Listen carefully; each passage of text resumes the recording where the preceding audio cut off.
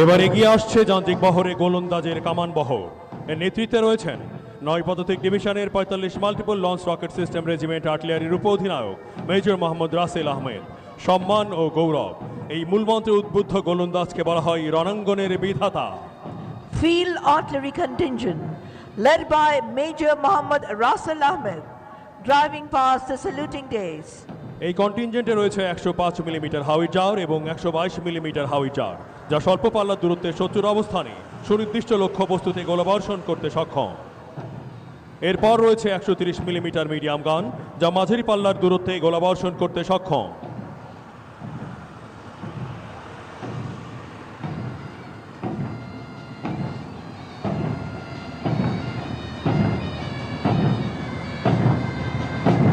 এরপর রয়েছে regiment of আর্টিলারির আধুনিক সংযোজন ১৫৫ মিলিমিটার সেলফ প্রোপেলড আর্টিলারি গান। ১৫৫ মিলিমিটার সেলফ প্রোপেলড আর্টিলারি গান বর্তমান সরকারের শাসনামলে বাংলাদেশ সেনাবাহিনীতে সংযোজিত হয়েছে। যান্ত্রিক বহরে এবার এগিয়ে আসছে ৯ পদাতিক ডিভিশনের ৪৬ ডিভিশন লোকেটিং ব্যাটারির অধিনায়ক মেজর জুনায়েদ বিন কবিরের নেতৃত্বে লোকেটিং আর্টিলারি বহর। লোকেটিং আর্টিলারিকে গোলন্দাজের হৃদয় বলা হয়। The division locating artillery contingent led by Major Junaid bin Kabir advancing towards the saluting days. এ বহরে আছে এক set SLC-2 weapon locating radar. প্রতিটি সেটে রয়েছে একটি র্যাডার, একটি রেডিও ফ্রিকোয়েন্সি ও একটি পাওয়ার স্টেশন ভেহিকেল।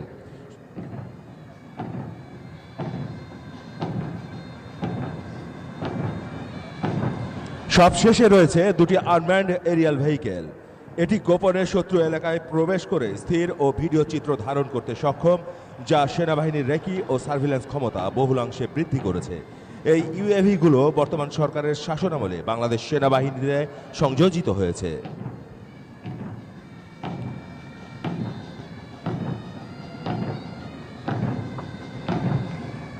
এবার এগিয়ে আসছে এয়ার ডিফেন্স আর্টিলারির যান্ত্রিক বহর। আমাদের দেশের সকল প্রকার জাতীয় গুরুত্বপূর্ণ স্থাপনা সমূহ ও নিজস্ব সামরিক বাহিনীকে শত্রুর সকল প্রকার বিমান আক্রমণ থেকে রক্ষা এবং শত্রু বিমানকে ধ্বংস করার মূল মন্ত্র নিয়ে কাজ করছে এয়ার ডিফেন্স আর্টিলারি। এর নেতৃত্বে রয়েছেন ৬ স্বতন্ত্র এয়ার ডিফেন্স আর্টিলারি ব্রিগেডের ৪৩ SHORAD missile regiment artillery battery commander major Mohammad Mehedi Hasan. Air Defense Artillery Contingent led by Major Mohammad Mehdi Hassan, driving past the saluting days. এ বহরে রয়েছে দুইটি সার্চ অ্যান্ড কমান্ড ভেহিকেল, যা মাঝারি পাল্লার দূরত্বে অবস্থিত শত্রু বিমান শনাক্তকরণে সক্ষম। পরের দুই সারিতে রয়েছে দুইটি ফায়ার অ্যান্ড গাইডেন্স ভেহিকেল, যা র্যাডার গাইডেন্সের মাধ্যমে মিসাইল নিক্ষেপ করেই স্বল্প পাল্লার দূরত্বে অবস্থিত শত্রু বিমান ও দূরপাল্লার ক্ষেপণাস্ত্র ধ্বংস করতে সক্ষম। এরপর রয়েছে ফায়ার কন্ট্রোল র্যাডার সিস্টেম। এই র্যাডার সিস্টেমের অন্তর্ভুক্তকরণ ফোর্সেস গোল 2030 সম্পন্নের ক্ষেত্রে অত্যন্ত গুরুত্বপূর্ণ একটি পদক্ষেপ। পরের সারিতে রয়েছে দুইটি ট্রান্সপোর্টেশন অ্যান্ড লোডিং ভেহিকেল, যা মিসাইল বহন এবং ফায়ার অ্যান্ড গাইডেন্স ভেহিকেলে মিসাইল লোডিংয়ে সহায়তা প্রদান করে।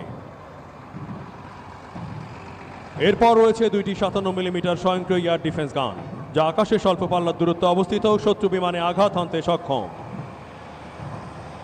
পরের সারিতে রয়েছে বর্তমান সরকারের সময়ে বাংলাদেশ সেনাবাহিনীর রেজিমেন্ট অফ আর্টিলারিতে নতুন সংযোজিত ভিশোরডের QW-18A, যা ভূমি থেকে আকাশে নিক্ষেপযোগ্য surface to air missile weapon system. সবশেষে এগিয়ে আসছে সেনাবাহিনীর আকাশ প্রতিরক্ষা বহরের অতি সাম্প্রতিক সংযোজন অত্যাধুনিক অর্লিকন TDF-009 এবং স্কাইগার্ড 3 র্যাডার সিস্টেম।